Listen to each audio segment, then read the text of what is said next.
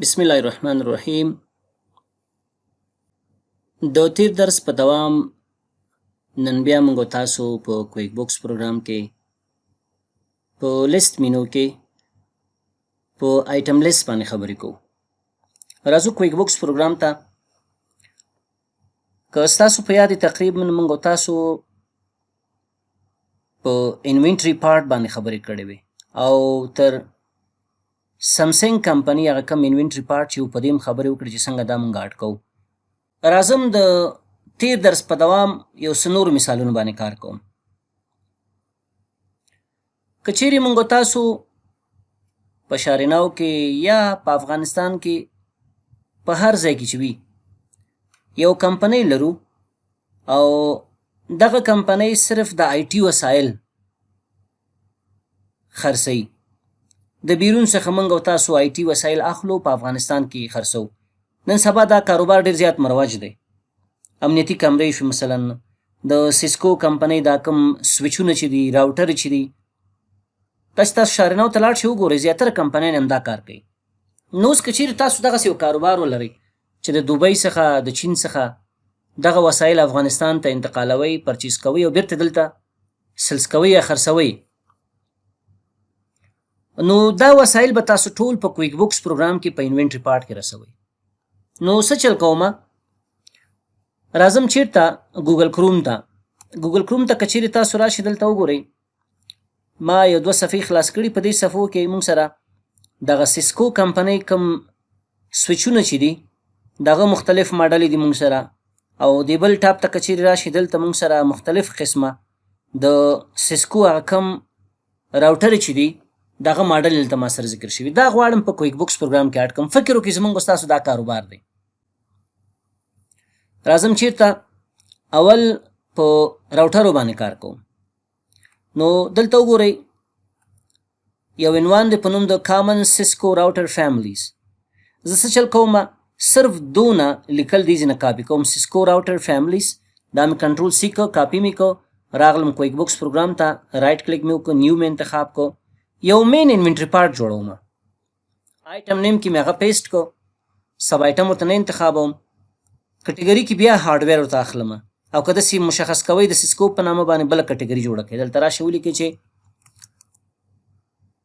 سیسکو ډیوایسز په نامه باندې یو کټګري جوړوم. زه دغه نه وروسته اوکې باندې کلیک کوم. یونټ آف میزرمنټ معلومدار خبره ده، ایچ دی. ډسکرپشن کې همدغه کاپي کومه، دلته پیسټ کومه، او کاست کې څه نه لیکمه، خو اکاونټ ورته مشخص کوم، تیار انتخاب شوی، کاست اف ګډ سولډ. او سیل پرایس کې هم شی نه لیکم ځکه دا عنوان دی. او ټاکس کوډ کې نن ټاکسیبل انتخابوم، او انکم اکاونټس کې سیلز انتخابوم، او ایسټ اکاونټ کې انوینټری ایسټ تیار انتخاب شوی دی. دغه نه وروسته بیا نیکس باندې کلیک کوم. سپیلنګ چیک دی، چې ما کوم سپیلنګ لیکلی هغه صحیح ده، دا اګنور کا، تاسو تیر شئ د دې نه. اوس راځم دغه کم ماډل چې موږ سره دي مختلف د سیسکو راوټر. مثلا اول موږ سره انټیګریټډ سروسز راوټر دی موږ سره، یا آی اس آر. دا یو سیریز د سیسکو د راوټرونو دي، صحیح ده. زه څه چل کوم، دغه سلیکټ کوم، داسې ټول دا مې کاپي کو، راغلم دلته بیا کویک بوکس پروګرام ته. کویک بوکس پروګرام ته راځم، څه چل کوم، یو بل آیټم جوړوم. البته دا اصل سب آیټم جوړوم، صحیح ده. سب آیټم جوړوم، دا مکمل نه راځي، فقط دونه مې ولیکه دلته، انټیګریټډ سروسز راوټرز. او دا مې سب آیټم د څه انتخاب کو، د سیسکو راوټر فیملیز مې دا انتخاب کو. یونټ آف میزرمنټ مې ایچ واغستو، په پرچیز انفارمیشن کې مې هم دا معلومات ولیکو، سیلز کې مې هم دا ولیکو، اکاونټونه تیار انتخاب شوي، کاست او سیل پرایس بیا نه لیکم ځکه دا خپله هم یو عنوان دی. بیا مې نیکس باندې کلیک کو، اګنور آل باندې مې کلیک وکړو. دغه نه وروسته بیا څه چل کوم، راځم دې کې کوم هغه سیریز چې دی دا یو یو دنه رسوم. مثلا ما سره اول 4000 سیریز دی، هغه کوم نوی سیریز چې دی هغه 4000 سیریز دی.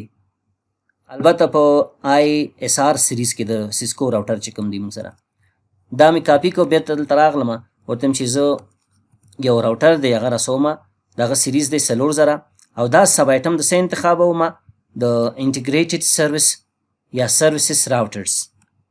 صحیح شوه. یونټ آف میزرمنټ مې ایچ واغستو. دلته مې دا سلس انفارمیشن کې مې دا ولیکو. اوس تاسو کولی شئ چې دلته تاسو دغه هغه مشخص کاست او سلس پرایس ولیکئ. د مثال په طور باندې ما ولیکه چې د دې قیمت دی $4,000. صحیح شوه. او مونږ یې خرڅوو دا تقریبا په $4,300 باندې. په 4,000 روپۍ مونږ ته تمامیږي او په 4,300 مونږ خرڅوو. دغه نه لاندې انهینډ او مینیمم او میکزیمم دا کوم ریارډر پوینټ چې دا نه رسوم پکې. بیا نیکس کلیک کوم. بیا مې اګنور آل باندې کلیک کو. بیا راځم ورته چې دې کې ما سره هغه پخواني سیریز دي. هغه کې چې شی راځي 1800 سیریز دی، 2800 سیریز دی، 3800 سیریز دی. دا سیریزونه هم زه رسوم. راغلم چیرته کویک بوکس پروګرام ته. بیا مې څه چلو کو ISR مې ولیکو او 1800 S سیریز مې ولیکو. دا هم سب آیټم د څه انتخابوم؟ د انټیګریټډ سروسز راوټرز. او یونټ آف میزرمنټ مې ورته ایچ واغستو. همدا مې کاپي کو، دلته مې پیسټ کو او قیمت مې ورته ولیکه چې د مثال په طور باندې قیمت چې دی $2,000 دی او مونږ دا خرڅوو په $2,200 باندې. صحیح شوه. اکاونټونه هر څه خپل انتخاب شوي. بیا مې نیکس باندې کلیک وکړو، اګنور آل باندې بیا کلیک وکړو او ورپسې مونږ سره 2800 دی، 3800 سیریز دی. بیا راغلم دلته صرف دغه سیریز مې بدل کړ، 2800 سیریز. صحیح شو. دا مې سب آیټم د څه انتخاب کو؟ د انټیګریټډ سروسز راوټرز او یونټ آف میزرمنټ مې ایچ ورته واغستو. دلته مې دام پیسټ کو، دې ځای کې مې پیسټ کو او کاست کې مې ولیکه چې دا ماته په 2500 تمامیږي، یعنی ما چې اغستی دی او خرڅوم په 2800. بیا مې نیکس باندې کلیک وکړو او اګنور آل باندې مې کلیک کړو. بیا راغلم دې ځای کې 3800 سیریز مې ورسو. دا مې هم سب آیټم د څه انتخاب کو؟ د دغه کټګري مې انتخاب کو او همدا مې کاپي کو، دلته مې پیسټ کو. کاست کې مې ورسو چې دا ماته په 2600 تمامیږي او خرڅوم مې په $2,800 باندې. بیا مې نیکس کلیک کو. سپیلنګ چیک مې بیا اګنور کو. فکر وکړئ په سیسکو راوټر کې مونږ دغه سیریز خرڅوو. صحیح شوه. اوس سویچونو ته راځو. د سیسکو کمپنۍ چې کوم سویچونه دي، نو راځم اول کټګري ما سره د سیسکو سویچونه چې دي هغه د کټلس سیریز دي. نو دا مې داسې کاپي کو. صحیح شوه. دا مې کاپي کړو. راغلم کویک بوکس پروګرام ته. دلته یو مین آیټم جوړوم. څه جوړوم؟ مین آیټم جوړوم په نوم د سیسکو کاټلس سیریز. صحیح شوه. که داسې کوئ چې اول تاسو داسې چل وکئ چې تنا سویچ ولیکئ، سیسکو کاټلس سویچ هم صحیح ده سیریز په ځای باندې. او که تنا دا اډ کوئ هم مشکل نشته. ځکه هلته وګورئ دې ځای کې بیا لیکلي سویچز، خو دې سره سویچز نشته دي. سیسکو کاټلس سویچز که ولیکئ دا ډېر ښه راځي. نو دلته راغلم، هغه کوم نوم مې چې کاپي کړی هغه مې پیسټ کړ دلته. د دې په ځای باندې سویچز لیکم او هغه نه وروسته سیریز ځکه مکمل نه ځایږي نو SW په معنا د سویچ دی. دا خپله چې دی مونږ سره مین آیټم د سب آیټم نه انتخابوم. ځکه که تاسو چېرته لیست ته راشئ آیټم لیست کې دلته وګورئ مونږ سره یو د راوټر سیریز دی، کټګري ده مونږ سره. صحیح شوه چې هغه مونږ مشخص کړي دي. دا بله کټګري ده په سیسکو کمپنۍ کې د سویچونو. نو څه چل کوم؟ دا خپله مین انوینټري پارټ تعینوم. کټګري کې بیا څه چل کوم؟ سیسکو ډیوایس انتخابوم، یونټ آف میزرمنټ ایچ اخلم او پرچیز انفارمیشن او سیلس انفارمیشن کې هماغه معلومات اډ کوم. نور شیانو کې ګوتې نه وهم. بیا نیکس باندې کلیک کوم، سپیلنګ چیک اګنور کوم. اوس راځم څه چل کوم؟ دا کم سیریز چې موږ سره دی دا هر یو مشخص کوم. اوس مثلا په دې کې په کټلس کې مثلا اول موږ سره 9000 سیریز دی. دا مې کاپي کو. بیا دلته راغلم. دا څه چل کوم؟ سب آیټم د څه انتخابوم؟ د سیسکو کټلس سویچ سیریز د دا سب آیټم انتخابوم. یونټ آف میزرمنټ ایچ لیکم، پرچیز انفارمیشن سیلس انفارمیشن بیا لیکم. بیا قیمت نه رسوم ځکه دا هم یو عنوان دی. بیا مې نیکس کلیک کو. اوس دی کې چې دی هغه آیټمونه زه رسوم. مثلا ما سره 9600 سیریز دی. صحیح ده. او دا مې واخیسته، دلته مې پیسټ کو او دا مې سب آیټم د څه انتخاب کو؟ د کټلس 9000 سیریز او یونټ آف میزرمنټ مې ایچ واغستو. سیلس انفارمیشن او پرچیز انفارمیشن مې ورسو. کاست کې لیکم چې دا ماته د مثال په طور تمامیږي په $1400 او خرڅوم یې په 1800 ډالر باندې. دغه نه وروسته بیا مې نیکسټ کلیک کو. بل چې ما سره دی 1500 سیریز دی، صحیح شوه. دا مې هم سب آیټم د څه انتخاب کو، سب آیټم مې د کټلیس 9000 سیریز مې انتخاب کو. ورته پرچیز انفارمیشن او سیلز انفارمیشن کې هماغه اټ کوم، د ده قیمت لیکم 1800 او سیل پرایس لیکم 2000 ډالر. بیا مې نیکسټ باندې کلیک وکړو. دغه نه وروسته بل موږ سره چې دی 9400 سیریز دی، راغلم دلته بیا مې دا همدغه معلومات مې پیسټ کو، د 1500 په ځای مې 400 ولیکو او دا مې هم سب آیټم د څه انتخاب کو، د دې سیریز مې انتخاب کو او دا معلومات مکمل ورته ورسولو. د ده قیمت لیکم 2200 ډالر او خرڅوي مونږه په 2300 ډالر باندې. هغه نه وروسته مې اوکې کلیک کو. اوس که چیرې تاسو لیست ته راشئ آیټم لیست کې وګورئ څومره یو منظم سیریز مونږ دپاره جوړ شوی دی د سیسکو راوټرونو او د سویچونو. دا تاسو ګورئ. نو تاسو به په دغه شکل باندې خپل څومره انوینټري پارټ چې په خپل کاروبار کې لرئ یو دانه به تاسو دقسې دلته رسوئ. که چیرې تاسو ساختماني شرکت لرئ، ساختماني شرکت کې تاسو ته معلومه ده چې په هغه کې موږ برکس استعمالو، یعنی مطلب د خښته، په هغه کې موږ سیمټ استعمالو، په هغه کې موږ کانکریټ استعمالو، په هغه کې موږ وډ لرګی استعمالو، یعنی مختلف قسمه شیان په هغه کې استعمالیږي. چون تاسو هغه اخلئ او بیرته یې مصرفوئ، په دې خاطر به د هغه نومونه دلته رسوئ. که چیرې دلته ونه رسوئ نو کله چې تاسو هغه خریداري کوئ او د هغه بل رسوئ په کویک بوکس پروګرام کې، نو دلته بیا تاسو څه شی انتخابوئ په بیل کې، په انټر بیل کې. او یا هم تاسو دا چارج کوئ چې کله په یو مشخص مشتری باندې دا چارج کوو یا یې خرڅوو د مثال په طور باندې، نو بیا تاسو چې کله سل رسیټ کوئ یا انوایس جوړوئ په هغه کې څه انتخابوئ، نو مجبور هستئ چې نومونه مخکې دلته تاسو ورسوئ. په دې شکل باندې چې څومره تاسو سره انوینټري پارټس تاسو په بزنس کې موجود دي هغه به تاسو یو دانه رسوئ. بل موږ سره انوینټري اسمبلی ده. انوینټري اسمبلی چې دی دا زیاتره منیفکچرینګ کمپنۍ کې استعمالیږي، یعنی هغه کمپنۍ کې چې خام مواد پروسس کیږي، را مټیریلز پروسس کیږي او د هغه څخه یو فینش ګډس منځته راځي، یو مکمل کامل آیټمز ترې جوړیږي. نو په هغه ځای کې دا موږ استعمالو. د مثال په طور باندې یو کمپنۍ لرو، په هغه کې موږ خپله فرنیچر جوړو، چوکۍ شوه، میزونه شو، پکې راونډ ټیبل شو، الماریګانې شوې، دا ټول د لرګي نه جوړیږي که نه جوړیږي. نو بیا موږ تاسو په هغه څیزي کې د انوینټري اسمبلی څخه استفاده کوو. یا هم که چیرې تاسو فکر کړئ زیاتره ځایونو کې دا د پختې پروسس کمپنۍ دوی خام مواد اخلي، هغه پروسس کوي، په هغه باندې بعض شیان اضافه کوي، نو خام مواد ټول دوی په انوینټري پارټ کې رسوي. کوم فینش ګډس چې ترلاسه کوي هغه یو دانه په انوینټري اسمبلی کې رسوي. بیا په انوینټري اسمبلی کې هغه انوینټري پارټ استعمالیږي. یعنی انوینټري اسمبلی چې دا د انوینټري پارټ په اساس باندې کار کوي. زه تاسو ته یو مثال در کوم. زه راځم څه چل کوم، یو انوینټري پارټ رسوم د چیش په نامه باندې، په نوم د آرچا وډ. زه د ارچې لرګي اخلم، صحیح شوه، په تون باندې د هغه څخه بیا موږ فرنیچر جوړو، هغه پروسس کوو، صحیح ده. مختلف قسمه انوینټري اسمبلی د هغه څخه جوړو. نو دلته ما یو انوینټري پارټ ورسو په نوم د آرچا وډ، صحیح شوه. کټګري کې څه انتخابوم، اډ نیو باندې مې کلیک وکړو، دلته راغلم وډ په نامه یو کټګري مې جوړه کړه، اوکې مې کلیک کړو. یونټ اف میزرمنټ څه چل کوم، اډ نیو ته راغلم، دلته زه خپله یو یونټ اف میزرمنټ جوړوم، ځکه کوم یونټ اف میزرمنټ چې ماته په کار دلته نشته، نو څه چل کوم، ادر ته لاړم، نیکسټ باندې مې کلیک وکړو او دلته راغلم، د تون په نامه مې څه چل وکړو، یو دانه یونټ اف میزرمنټ جوړ کړو، لاندې راغلم ټي ان مې ولیکو. که مکمل تون لیکې هم مشکل نشته، ویې لیکئ. د هغه نه وروسته مې فینش کلیک کړو. موږ سره یو نوی یونټ اف میزرمنټ جوړ شو په نوم د تون.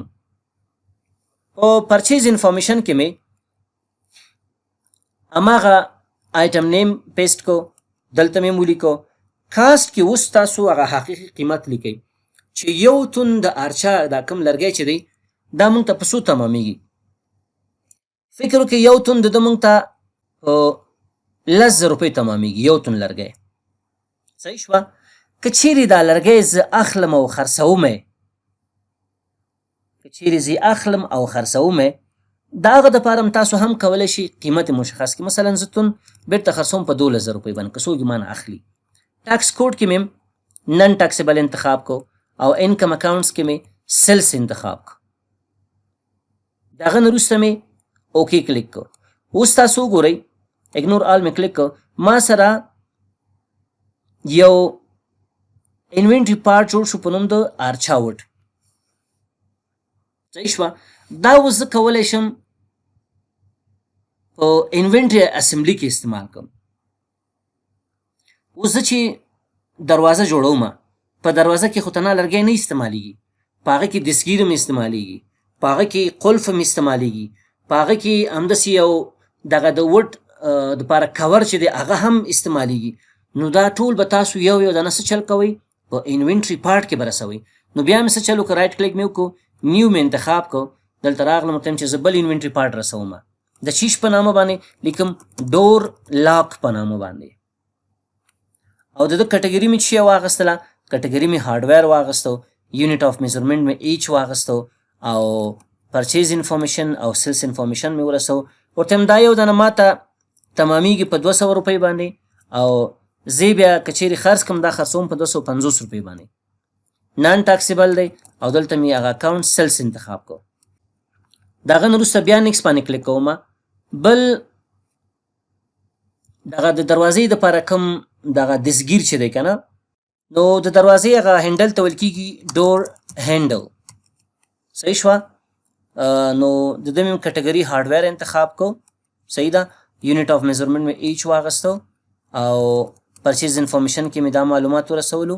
کاسټ مې ولیکو چې دا د مثال په طور باندې ماته تمامیږي په 250 روپۍ، زه که خرڅ کړم په 350 روپۍ دا خرڅوم. اکاونټونه تیار انتخاب شوي دي. صحیح شوه. بیا مې نیکس کلیک کو. په همدې شکل بل وډ پالش په نامه باندې یو بل وسیله ده، یو بل انوینټري پارټ دی، هغه هم استعمالیږي. دا دروازه پالش کیږي بیا. صحیح شوه.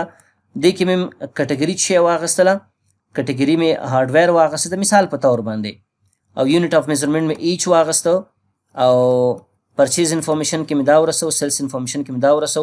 دا مې په 100 روپۍ حساب کو او په 150 مې د سیلس پرایس ورسو. بیا مې نیکس کلیک کو. بیا یو رقم کور هم ورکول کېږي د میز او چوکۍ د نورو شیانو ته. بل څه چل کوم، یو انوینټري پارټ رسوم په نوم د وډ کاور. صحیح شوه. دا مې څه کې انتخاب کو، په وډ کټګري کې مې انتخاب کو او دلته راغلم، یونټ اف میزرمنټ مې ایچ ته واغستو، پرچیز انفارمیشن سیلس انفارمیشن مې ورسو. د ده مې قیمت ورکو تقریبا 300 روپۍ او سیل پرایس مې ته ولیکو 350 روپۍ. بیا مې د هغه نه وروسته نیکس کلیک کو. بعضې وخت کې مونږ رنګ هم استعمالوو. ګوره دا رنګېږي هم ګوره ښه. نو بل مې د وډ کلر په نامه باندې، وډ کلر په نامه مې بل انوینټري پارټ جوړ کو. د ده مې کټګري وډ واغستو، یونټ اف میزرمنټ مې ایچ واغستو، پرچیز انفارمیشن سیلس انفارمیشن مې ورسو. کاسټ کې مې ولیکو چې 500 روپۍ او سیل پرایس کې مې ولیکو 600 روپۍ. د هغه نه وروسته مې اوکې کلیک. اوس د ده نه وروسته مونږ تاسو څه چل کوو، انوینټري اسمبلي جوړو. ځکه انوینټري اسمبلي چې دی د انوینټري پارټ په اساس باندې جوړیږي. که چیرې تاسو پام کړئ دغه موبایلونه چې مونږ تاسو کله کله خلاصوو دا کور یې، نو کور کې لاندې د بیټري لاندې د سمسنګ موبایلو لیکلي اسمبل ان چاینا. اسمبل ان چاینا په دې معنی چې دغه پروژې د ده چې دي دا بسته‌بندي د اسمبلي د ده چې دی په چین کې شوې ده. پروژه‌جات کیدای شي امریکایي اوسي یا د بل ملک اوسي، خو اسمبلي په چین کې شوې ده. نو څه چل کوم، زه غواړم یو څو اسمبلي آیټم جوړ کړم.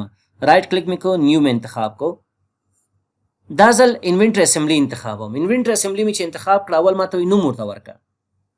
د مثال په طور باندې زه ورته وایم چې زه وډ ډور دروازې جوړوم. کومه سي دروازې جوړوم؟ 2.5 پر 1 پر 2، یعنی 2.5 په 1 متر او 20 سانتي کې دروازې جوړوم. تاسو فکر وکړئ چې موږ دغسې دروازې جوړو. کټګري کې د ده مې وډو انتخاب کو. دا تاسو د کوم چا څخه پرچیز کوئ ورته نه، موږ انوینټري پارټ پرچیز کوو او د هغه څخه بیا دا موږ اسمبل کوو. یونټ آف میزرمنټ د څه شی دی؟ ایچ مې انتخاب کو. هر یو دروازه په دې کې تاسو کم مټیریل استعمالوئ. دې نه مخکې چې تاسو دغه ډسکرپشن ولیکئ، دغه سیل پرایس ولیکئ، دغه هغه کاسټ مشخص کړئ. تاسو به دغه بل آف مټیریلز مشخص کوئ. دغه نه وروسته به تاسو دغه کاسټ او سیل پرایس مشخص کوئ. نو زه راغلم په آیټم کې. اوس هغه انوینټري پارټ چې موږ جوړ کړي هغه ټول ماته دلته ښیي. زه ورته یم وروره په دې کې وډ صحیح شوه، ارچه وډ نه دی، دا استعمالیږي. ډور لاک چې دی دا هم استعمالیږي. په دې کې ډور هینډلر چې دی یا هینډل چې ورته وایي دا هم استعمالیږي. په دې کې وډ کلر چې دی دا هم استعمالیږي. او په دې کې وډ کور چې دی دا هم استعمالیږي. په دې کې چې دی وډ پالش دا هم استعمالیږي. اوس راځو کوانټیټي ته. دا خو هغه قیمتونه دي چې موږ هلته ورکړي وو، هغه قیمتونه ماته هلته ښیي. نو ماته وایي چې ارچا وډ چې دی یو تن چې دی په 10,000 افغانۍ راځي. په یو دروازه کې څومره تونه لرګی استعمالوي؟ د مثال په طور تاسو داسې فکر وکړئ چې په یو دروازه کې موږ تقریبا 4 حصه د یو تن لرګی استعمالوو. نو څه چل کوم؟ راځم لیکم چې 0.25 مې ورته ولیکو. صحیح شوه؟ نو دا چې دی تقریبا د نیم تن نیمه برخه شوه. نو اوس دلته ګوره ماته وایي چې چون دا یو تن تا ته په 10,000 تمامیږي، نو دا 4 حصه د یو تن ده، نو په 2,500 روپۍ تا ته دا تمامیږي. دا یعنې ته د یو تن دغنه حصه چې دونه ارزښت لري ته په دې یو دروازه کې استعمالوي. ډور لاک ورته یو استعمالیږي، 200 روپۍ کېږي. ماته وایي تا ته تمامیږي په 200 افغانۍ باندې. په همدې شکل دا نور ټول ماته یو دانه پکارېږي. نو ماته وایي چې ته کله یو دروازه جوړی د ده مکمل هغه ارزښت یا کاسټ چې تا ته تمامیږي 3,850 روپۍ تمامیږي. اوس به ته هغه خپل نور مصارفات په هغه کې اټکوې. مثلا د کارمن معاش شو پکې، د کور کرایه شوه، د برق بیل شو پکې، مشینري چې مثلا استهلاکېږي هغه به ټول ته په نظر کې نیسئ. بیا به تاسو سیل پرایس مشخص کوئ. اوس به موږ تاسو چل کوو دغه قیمت نه دی، دغه 3,850 دا په کاسټ کې رسوو. په څه کې رسوو؟ کاسټ کې.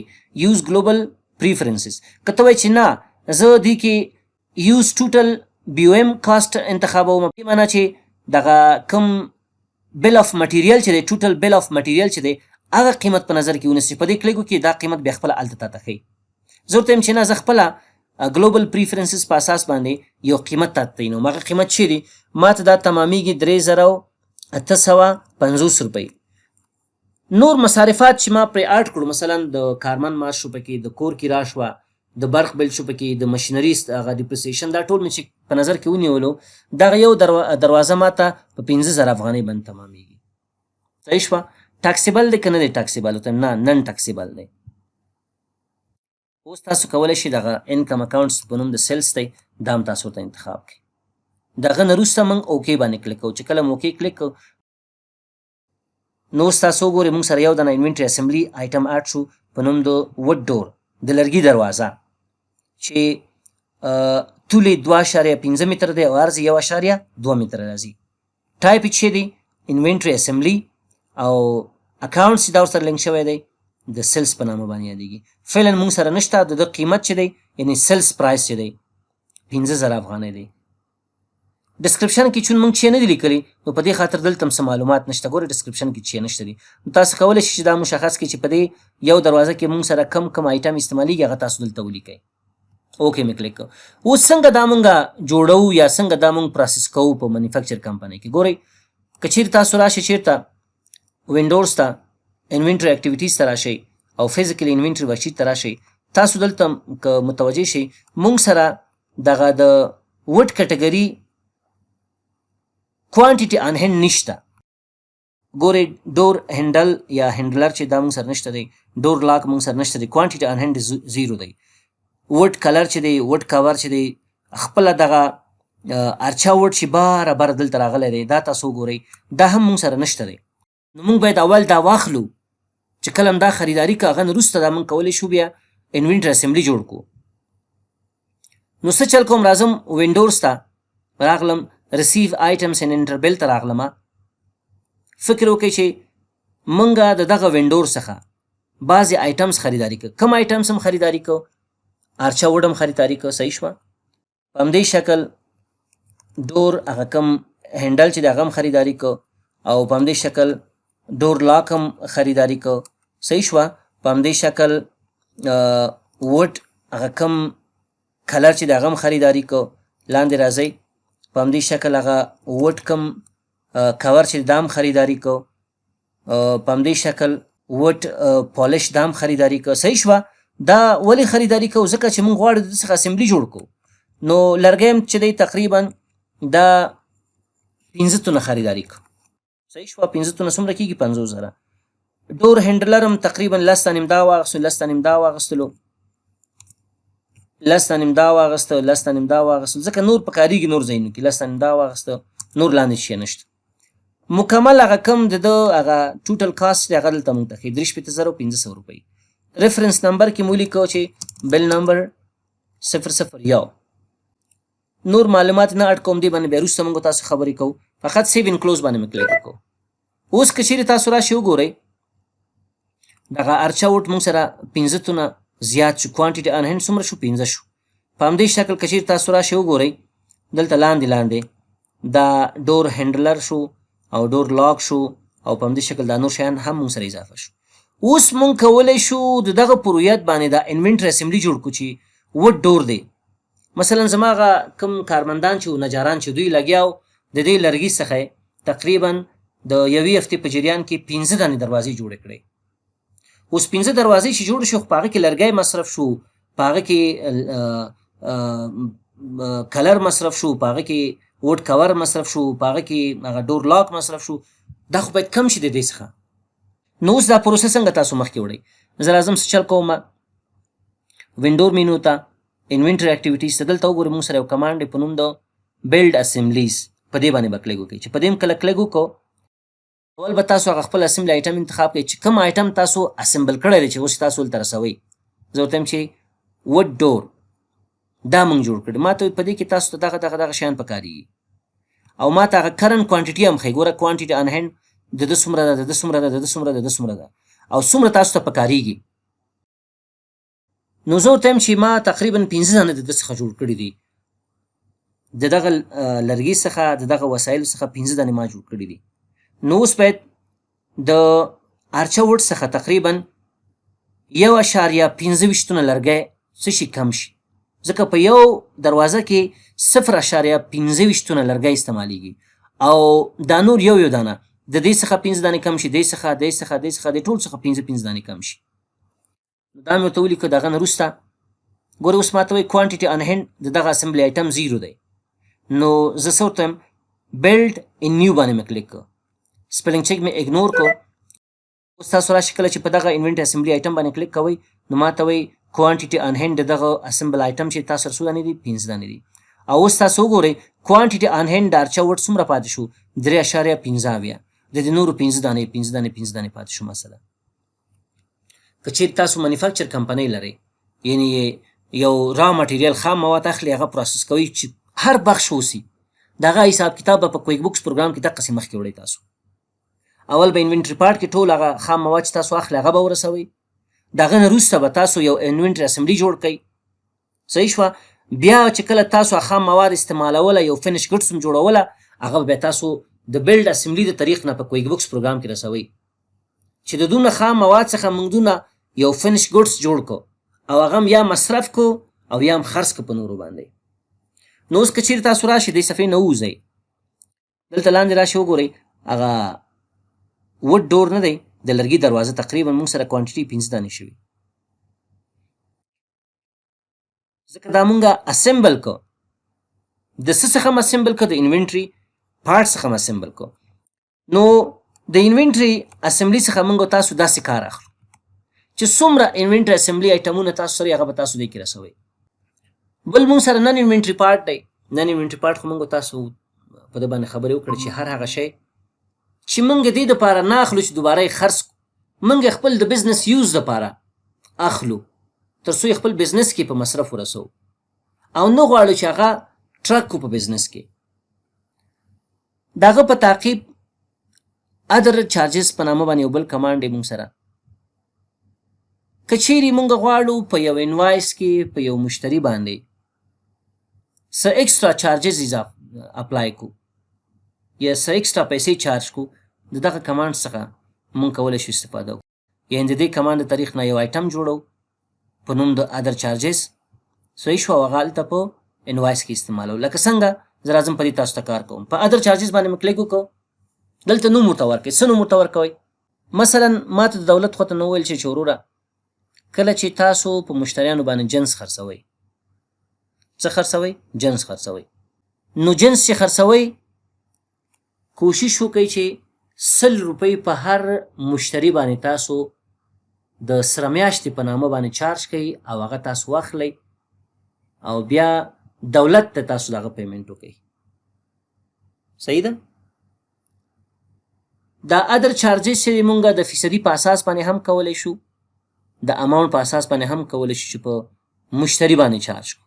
یا یو کارمند دی مونږ ته هغه لیټ پیمنټ وکړو، مونږ غواړو چې په هغه باندې لیټ پیمنټ چارجز اپلای کړو. نو کله چې تاسو په انوایس کې غواړئ لیټ پیمنټ چارجز اپلای کړئ، نو د لیټ پیمنټ چارجز په نامه باندې یو آیټم خو باید تاسو سره اوسي که نه؟ صحیح ده؟ نو اوس کولی شو مونږ دا دلته جوړ کو. بل مثال به درکم درته. مونږ مثلا د فرنیچر یو کمپنۍ لرو، صحیح ده؟ د فرنیچر یو کمپنۍ لرو. بعضې خلک راځي مونږ څخه فرنیچر اخلي، نو مونږ ته وایي چې وروره دغه فرنیچر تاسو زمونږ د کور یا دفتره پورې راوړئ، انتقال یې کوئ، مونږ ډیلیوري کوو دغه فرنیچرو. هم غواړو په د انوایس کې د فرنیچر د قیمت ترڅنګ ډیلیوري چارجز هم په د باندې چارج کو. نو تاسو کولی شئ دلته د ډیلیوري چارجز په نامه باندې یو آیټم جوړ کړئ. نو زه راځم لیکم چې ډیلیوري چارجز، صحیح شوه. کټګري کې څه اخلمه؟ ومې لیکه چې ادر چارجز په نامه باندې یو کټګري جوړ کړه. اوکې مې کلیک. ډسکرپشن کې همدا کاپي کوم، پیسټ کوم.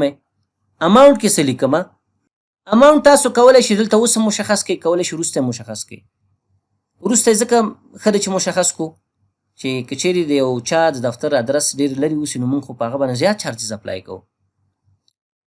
نو زه ورته یم چې نه، فکر وکړئ چې دغه ډیلیوري چارجز په نامه باندې موږ همیشه د مشتري څخه 1000 افغانۍ اخلو او دا چې دی نن ټاکسیبل دی. اوس دا موږ تاسو لپاره عواید دي که نه دي؟ دا پیسې چې موږ ترلاسه کوو، نو دلته باید موږ تاسو په چارټ اف اکاونټ کې یو انکم اکاونټ ولرو په نوم د ادر چارجز یا ډیلیوري چارجز په نامه باندې. نو تاسو وګورئ دلته موږ سره په نوم د ادر چارجز یو انکم اکاونټ شته که نشته دی؟ بالکل موږ سره نشته. نو زه څه چل کوم؟ د کنسلټنګ انکم څخه لاندې 1,250 یو بل انکم اکاونټ جوړوم. 1,250 نوم ورته ورکوم ډیلیوري چارجز انکم او هغه نه وروسته سیو ان کلوز باندې کلیک کوم. اوکې مې کلیک. اوس چې کله یو مشتری ته زه انوایس جوړوم، مثلا منیسټري اف هایر ایجوکیشن زمونږ څخه د لرګي دروازې چې موږ مخکې نه جوړې کړې وې دا یې واخیستلې. آیټم کوډ ته راغلمه، وډ ډور مې انتخاب کو، صحیح شوه. کوانټیټي کې مې د مثال په طور باندې 15,000 افغانۍ شو. ده د دې ترڅنګ یو بل آیټم دلته هم استعمالوم په نوم د ډیلیوري چارجز، صحیح شوه. ګورئ ډیلیوري چارجز په نامه باندې کوانټیټي کې یو رسوم، د 1000 افغانۍ کېږي. نو ټوټل د دې انوایس قیمت څو شو؟ 26,000 افغانۍ. تاسو پوه شئ په خبر باندې؟ نو دا موږ دې دپاره استعمالو. تاسو کولی شئ مختلف شکل باندې د دې څخه استفاده وکړئ. بیا راغم لیست ته، رایټ کلیک مې کړ، نیو مې انتخاب کو. بلکې چیرې تاسو وګورئ په نوم د سب ټوټل یو بل آیټم دی موږ سره دلته. سب ټوټل موږ څه دپاره استعمالو؟ دا زیاتره موږ په انوایس کې استعمالو. لکه څنګه کله چې موږ یو مشتري ته انوایس جوړو، د مثال په طور باندې یو مشتري زما څخه ارچه وډم واغسته او وډ ډور مې ورباندې خرڅ کړ. وډ ډور ارچه وډې تقریبا 2 تونه واغستو او دروازې تقریبا ما څخه 5 دانې واغستلې. 40,000 او 15,000 څو کېږي؟ 9,000. اوس کله چې زه پرنټ پریوي ته لاړ شم، اګنور آل کلیک کړم، که چیرې تاسو دلته وګورئ دا لاندې ماته دلته ټوټل کوي. خو که چیرې ته غواړې دلته په دې اخر کې دا سب ټوټل شي چې دغه 40,000 او 15,000 څومره کېږي، یا تاسو اماونټ سب ټوټل کوئ یا کوانټیټي سب ټوټل کوئ، نو د دې دپاره بیا موږ دغه کمانډ څخه استفاده کوو. څنګه راغلم چېرته لیست ته، آیټم لیست ته راغلم، رایټ کلیک مې کو، نیو مې انتخاب کړه. زه ورته یم چې یو آیټم جوړوم په نوم د سب ټوټل، نوم څه ورته ورکړی؟ ټوټل اماونټ، دا نوم ورته ورکوم. ډسکرپشن کې هم همدا لیکمه. ښه غواړې څه تاته کویک بوک سب ټوټل کي؟ اماونټ سب ټوټل کول غواړې، کوانټیټي، پرایس که کاسټ؟ نه، اماونټ سب ټوټل کول غواړم. اوکې کلیک کړه. اوکې م چې کلیک کړه دې صفحې څخه ووځئ. اوس تاسو راشئ دلته کولی شئ هماغه ټوټل اماونټ په نامه باندې کوم آیټم چې تاسو جوړ کړو هغه تاسو دلته انتخاب کړئ. ګورئ 9,000 مکمل دا کېږي. تاسو کولی شئ پرنټ پریوي کې هم دا هم وګورئ. پرنټ پریوي ته راشئ، ټوټل اماونټ څومره کېږي؟ 9,000 افغانۍ. صحیح ده؟ نو دا موږ دې دپاره استعمالو. د هغه په تعقیب کې چیرې تاسو راشئ بل موږ سره په آیټم لیست کې په نوم د ګروپ یو آیټم دی. ګروپ د کار د اسانتیا دپاره موږ استعمالو. لکه څنګه ګورئ موږ په خپل کورس کې د مثال په طور باندې کویک بوکس ډیسکټاپ هم تدریس کوو، کویک بوکس آنلاین هم تدریس کوو، فاینانشل اکاونټینګ هم تدریس کوو. دا 3 وړه پروګرامونه موږ تقریبا په 3 میاشتو کې تدریس کوو. د هر پروګرام فیس تقریبا 2,000 افغانۍ دی، نو مکمل 6,000 افغانۍ کېږي. یو کس راځي مکمل دغه 3 پروګرامه ثبت نام کوي. صحیح ده؟ نو موږ کولی شو د فاینانشل مینجمنټ کورس په نامه باندې یو ګروپ جوړ کړو، په هغه کې دا ټول پروګرامونه اډ کړو. صحیح ده؟ نو د ګروپ څخه موږ په دغه شکل استفاده کوو. راغلم په ګروپ باندې مې کلیک وکړو، ګروپ ته نوم څه ورکړی؟ زه ورته یم چې ده ته نوم ورکوم MS Office Programs، یو نوم مې ورته ورکړ. همدا مې کاپي کړ، دلته مې پیسټ کړ. اوس دې کې کوم آیټم استعمالیږي؟ زه ورته یم چې په دې کې ما سره وینډوز استعمالیږي. صحیح شوه؟ په دې کې ما سره ورډ پروګرام پکارېږي، په دې کې ما سره ایکسل پروګرام پکارېږي. دا یو ګروپ شو ما سره. کوانټیټي هم تاسو مشخص کولی شئ. دغه نه وروسته اوکې مې کلیک. اوس یو کس راځي ما ته مکمل آفس پروګرامونه زه دا سره داخله کوم. راغلم چېرته؟ کریټ انوایس ته، دا مې کلیر کړو. آیټم کوډ کې مې څه انتخاب کړو؟ MS Office پروګرامس. دا ګوره ګروپ دی، دا به انتخابوئ. نو هغې کې مکمل پروګرامونه ټول خپله راځي. یو خدا شو چې موږ دوباره جدا جدا سلیکشن ته ضرورت نه لرو چې دا مکمل جدا جدا انتخاب کړو. بل هغه ټوټل ټول پروګرامونه اماونټ موږ ته مشخص کوي د کار د اسانتیا په خاطر باندې. نو دا و د ګروپ کمانډ. بل کمانډ چې موږ سره په آیټم لیست کې دی په نوم د ډسکاونټ یادېږي. ډېر مهم کمانډ دی. بعضې اوقات کېږي چې یو مشتري زما څخه جنس اخلي، زه هغه ته یو څه ډسکاونټ ورکړم تر څو هغه د ټوټل اماونټ څخه هغه ډسکاونټ څه شي؟ کم شي. نو تاسو د دې کمانډ د طریق نه کولی شئ یو ډسکاونټ آیټم جوړ کړئ او هغه په انوایس یا انټر سلیسیټ کې یوز کړئ. راغلم په دې مې کلیک وکړو، نوم څه ورته ورکړی؟ لیکم چې ډسکاونټ الاوډ، یا لیکم ټوټل ډسکاونټ. په دې نامه باندې مې یو ډسکاونټ آیټم جوړ کړو. ډسکرپشن کې لیکم ډسکاونټ ټو کسټمر. تاسو کولی شئ هم د فیصدي په اساس باندې ډسکاونټ مشخص کړئ، هم د اماونټ په اساس باندې. یعنې دلته تاسو فیصدي هم ذکر کولی شئ چې د ټوټل هغه انوایس څومره پیسې دي دغه 10% ډسکاونټ په نظر کې ونیسئ. یا داسې هم کولی شئ ولیکئ چې 1500 افغانۍ ډسکاونټ ته ورکوئ. خو ښه خبره دا ده چې ډسکاونټ تاسو دلته هم مشخص کوئ. کله چې هلته په انوایس کې استعمالول هلته تاسو کولی شئ دلته بیا هغه اماونټ مشخص کړئ ورته. که مخکې د مخکې نه لیکئ هم مشکل نشته. مثلا تاسو ته ستاسو دغه بزنس رئیس ویلې چې هلکه کوم کس د 10,000 افغانۍ څخه زیات خریداري کوله زموږ څخه 1500 افغانۍ هغه ته ډسکاونټ ورکوه. تاسو پوه شئ په خبر باندې. ټاکس کوډ کې نن ټاکسیبل انتخاب هم. ډسکاونټ ټو کسټمر چې دی دا زموږ ستاسو لپاره ایکسپنس دی او موږ تاسو باید په کویک بوکس کې په چارټ اف اکاونټ کې یو ایکسپنس اکاونټ ولرو په نوم د ډسکاونټ الاؤډ یا ډسکاونټ ټو کسټمر. ګورم چې دلته موږ سره شته که نشته. نشته موږ سره. نو زه څه چل کوم راځم لاندې یو ایکسپنس اکاونټ جوړوم. د ډیپریسیشن ایکسپنس نه لاندې 2,450 نمبر باندې یو بل اکاونټ جوړوم 2,450 نوم ورته ورکوم ډسکاونټ ټو کسټمر یا ډسکاونټ الاؤډ.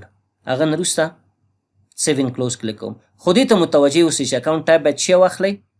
ایکسپنس واخلئ. تاسو پوه شئ په خبر باندې. سیو ان کلوز باندې کلیک وکړئ او اوکې کلیک کړئ. اوس دا موږ تاسو کولی شو په انوایس کې استعمال کړو. راغلم چېرته کسټمر مینو ته کریټ انوایس باندې مې کلیک کړو. یو مشتری دی زما څخه دغه وډ ډور نه دی د لرګي دروازې چې دی دا یې 15 دانې واخیستلی 15,000 افغانۍ شو. نو چون ما ته رئیس ویلو چې تاسو کوم کسان چې د 10,000 نه زیات جنس موږ څخه اخلي هغه ته به تاسو ډسکاونټ ورکوئ. اوس زه هغه ډسکاونټ آیټم دلته انتخابوم. ټوټل ډسکاونټ په نامه باندې ګوره 1500 افغانۍ اټومیټیکلی دغه څخه کمې شوې. نو اوس ما ته وایي د دې انوایس مکمل هغه ارزښت 4,500 افغانۍ دی. نو په دې شکل تاسو د دې څخه استفاده کوئ. راغلم بیا لیست آیټم لیست باندې مې کلیک وکړو. رایټ کلیک مې نیو مې انتخاب کو. بل مونږ سره دی په نوم د پیمنټ. کله کله داسې کېږي چې کله مونږ یو انوایس مشتری ته جوړوو دغه انوایس جوړولو په جریان کې چې کله دا زموږ څخه جنس وړي یو څه مقدار پیسې مونږ ته مخکې د مخکې نه راکوي. نو هغه تاسو کولی شئ د دغه کمانډ طریق نه په کویک بوکس کې پروسس کړئ. یعنې په دې معنی تاسو باید د اډوانس پیمنټ په نامه باندې یو آیټم په آیټم لیست کې جوړ کړئ او په انوایس کې استعمال کړئ. یو خو داسې دی چې کله موږ د مشتری څخه اډوانس پیسې اخلو بغیر د ده نه چې موږ نه جنس واخلي. مثلا یو مشتری دی زه دوبۍ ته تلم ما ته چې هلکه ته خو دوبۍ ته ځې نو ما ته چې دی یو 10 تنې پروجیکټورې راوړه سوني پروجیکټورې. نو ما ورته ویل چې یو څه پیسې خو ما ته اډوانس راکړه ما سره پیسې نشته یو 50,000 روپۍ اډوانس راکړئ. هغه د دې څخه موږ نه پروسس کوو. دا هغه اډوانس پیمنټ دی چې کله زموږ څخه دا جنس اخلي او جنس په قرض وړي یو څه پیشګي پیسې ما ته راکوي. هغه طریقه څنګه مخکې ځي هغه باندې تاسو ته کار کوم. نو راغلم پیمنټ باندې مې کلیک وکړو. آیټم نیم کې مو لیکو اډوانس پیمنټس یا پیمنټ. صحیح شوه. ډسکرپشن کې مې همدا کاپي کې پیسټ مې کو. پیمنټ میتود کې مې کیش واغستو. نو دغه پیسې چې تا ته دغه کسټمر په نوم د اډوانس راکوي دا غواړي چیرته ډیپازیټ شي. ان ډیپازیټ فنډ اکاونټ ته لاړ شي که نه ډیپازیټ ټو یو بل اکاونټ تاسو مشخص کوئ. په شکل د نورمال چې کله مونږ تاسو ریسیو پیمنټ کوو د کسټمر څخه یې ریسیو پیمنټ کوم دا پیسې مستقیم ځي ان ډیپازیټ فنډ ته. نو اوس کویک بوکس ما ته وایي چې دغه اډوانس پیمنټ چې تاسو کوئ دا ان ډیپازیټ فنډ ته لاړ شي که نه تاسو یو مشخص بل بانکي اکاونټ یا کیش اکاونټ یا پی ټي کیش مشخص کوئ چې هلته لاړ شي. زه ورته وایم چې خیر ان ډیپازیټ فنډ ته دې لاړ شي. اوکې مې کلیک. فکر وکړئ چې ما یو مشتری ته انوایس جوړ کړو. کوم مشتری ته؟ محمد اسلام ته. د زما څخه څه واغستلو؟ وډ ډور یې واغستو. څو دانې؟ یو دانه. د ده قیمت 15,000 افغانۍ دی. یو څه پیسې د موږ ته اډوانس راکړې. ګوره اډوانس پیمنټ آیټم مې دلته سلیکټ کړو کوم چې موږ تاسو هلته جوړ کړو. څومره اماونټ پیسې تاسو ته درکړې؟ 1000 روپۍ ما ته اډوانس راکړې. 1000 روپۍ اټومیټیکلی د څخه کمیږي. 15,000 وي 1000 ته کمې څو پاتې شوې؟ 4,000. زه کله سیو ان کلوز باندې کلیک کوم دا 1000 افغانۍ ځي ان ډیپازیټ فنډ اکاونټ ته ځکه هلته موږ مشخص کړی چې د اډوانس پیمنټ کوم اکاونټ ته لاړ شي. ګورئ ما په سیو ان کلوز باندې کلیک وکړو. کله چې زه کسټمر سنټر ته راشم دا کسټمر زما څخه 4000 افغانۍ قرضدار شو. 1000 افغانۍ نور چېرته راړې؟ راشي ریپورټس ته، کمپنی فاینانشل ته، بیلنس شیټ سټنډرډ ته راشي. دلته چې راغلی دې ځای کې ای کلیک کړئ چې آل ریپورټ تاسو ته وښي. دلته تاسو وګورئ په کرنټ ایسټ کې موږ سره یو اکاونټ دی په نوم د ان ډیپازیټډ فنډ اکاونټ، هلته 1000 روپۍ راغلي دي. خو که چیرې هلته موږ تاسو دغه بانکي اکاونټونه مشخص کړي وي، کیش اکاونټ یا بل بانکي اکاونټ، اټومیټیکلی دا پیسې هلته تللې. په همدې شکل په آیټم لیست کې موږ سره دوه نور آیټمونه دي. یو سنګل سیل ټاکس آیټم دی، یو ګروپ سیل ټاکس آیټم دی. که چیرې موږ تاسو په داسې یو ملک کې کار کوو چې هلته سیل ټاکس اپلیکیبل وي په کسټمر باندې، په افغانستان کې خو موږ تاسو سیل ټاکس نه لرو، موږ تاسو ویل چې دلته بي آر ټي ټاکس لرو. که چیرې تاسو سیل ټاکس په کسټمر باندې چارج کوئ، کوم جنس یا خدمات چې زموږ څخه کسټمر اخلي، نو بیا تاسو کولی شئ هم سنګل سیل ټاکس جوړ کړئ هم ګروپ. سنګل سیل ټاکس په دې معنی چې مثلا زه لیکلی شم 5% یا 3% سیلز ټاکس، دا چې کله په انوایس باندې په کوم آیټم باندې اپلای کوم د هغه مکمل هغه د انوایس څومره اماونټ دی د هغه 3% یا 5% 10% موږ ته کالکولیټ کوي. که چیرې تاسو ګروپ سیل ټاکس جوړئ، مثلا بعضې ملکونو کې سټیټ ټاکس هم شته دی، سیل ټاکس هم شته دی، فیډرل ټاکس هم شته دی. نو که چیرې موږ په افغانستان کې نور ملکونو کې داسې مجموعي یو څو دانې سیل ټاکس لرو او تاسو غواړئ د هغه ګروپ جوړ کړئ، بیا د دې کمانډ څخه استفاده کوو. نو زه راځم څه چل کوم ته نه، زه خپله سنګل سیل ټاکس آیټم جوړوم د چیش په نامه باندې. فکر وکړئ افغانستان کې سیل ټاکس څه دی؟